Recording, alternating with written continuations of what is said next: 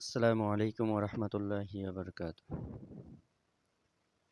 أعوذ بالله من الشيطان الرجيم. بسم الله الرحمن الرحيم. আজকে আপনাদের মাঝে আমি যে বিষয় নিয়ে আলোচনা করব সেটি হচ্ছে সূরা ফাতিহা। অর্থ হচ্ছে সূচনা, নাজিল মক্কাতে। মোট আয়াত 7। আজকে আমি আলোচনাটা করতে যাব সেটি হচ্ছে যে বিসমিল্লাহির রহমানির রহিম এর তাফসীর। কি বলেছেন? বিসমিল্লাহির রহমানির রহিম, পরম করুণাময় অতি দয়ালু আল্লাহর নামে। অনন্ত করুণাময় পরম দয়ালু আল্লাহর নামে আরম্ভ করছি। আমরা যখন বিসমিল্লাহির রহমানির রহিম যখন বলবো, সেটি অর্থ হচ্ছে আমরা যে কোনো একটা কাজ আল্লাহর নামে শুরু করতেছি। বিসমিল্লাহ পূর্বে আকরাউ, আবদাউ অথবা আতলু ফেল ক্রিয়া উক্ত আছে, অর্থাৎ আল্লাহর নাম নিয়ে পড়ছি অথবা শুরু করছি কিংবা তেলাওয়াত আরম্ভ করছি। প্রত্যেক গুরুত্বপূর্ণ কাজ আরম্ভ করার পূর্বে বিসমিল্লাহ পড়া প্রতি তাকিদ করা হয়েছে। তাকিদ বলতে নির্দেশ করা হয়েছে। আমরা যখন যে কোনো একটা কাজ করতে যাব তখন বিসমিল্লাহ বলা, এটা একটা গুরুত্বপূর্ণ ইবাদত।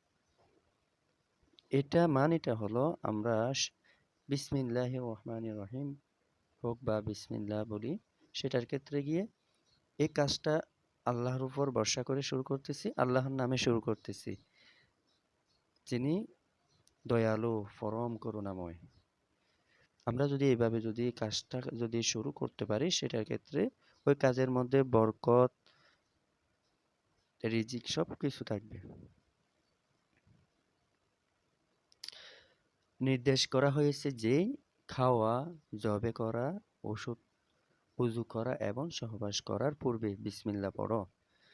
অবশ্যই কোরআনের কারীম তেলাওয়াত করার সময় বিসমিল্লাহির রহমানির রহিম পড়ার পূর্বে আউযু বিল্লাহি মিনাশ শাইতানির রাজিম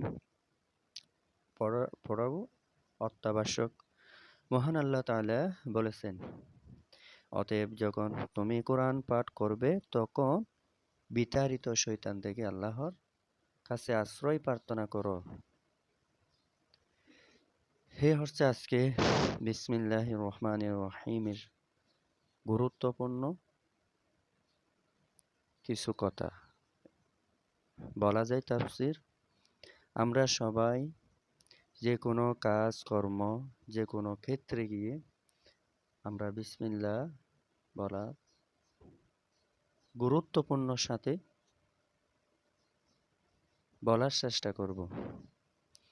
আমরা যখন ভুলে যাই তখনও এটা সবসময় মাথায় রাখবো যে যে কোনো কাজে কর্মে, যে কোনো ক্ষেত্রে গিয়ে বিসমিল্লাহ এটা বলে আমরা কাজটুকু আরম্ভ করব ইনশাআল্লাহ।